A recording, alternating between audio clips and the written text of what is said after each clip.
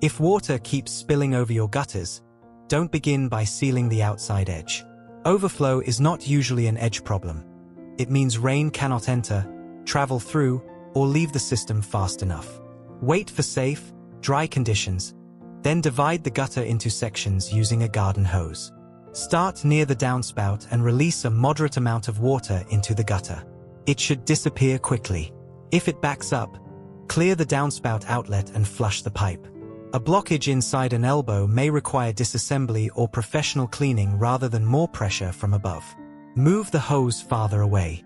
If water flows toward the outlet until it reaches one section and then begins pooling, the gutter may sag there. Tighten or replace failed hangers and restore a consistent slope toward the downspout. Don't bend the gutter aggressively. Long sections can twist or separate at their seams. If water flows correctly during the hose test but overshoots during storms, watch the roof valley.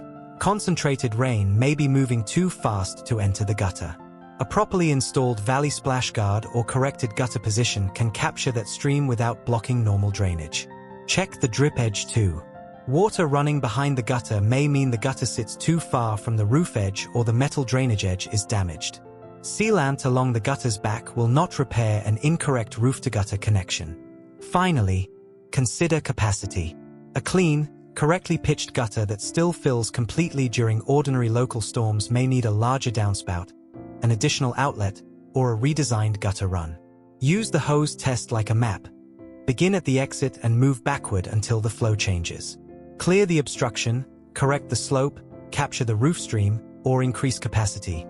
But fix the point where movement stops, not merely the place where water becomes visible.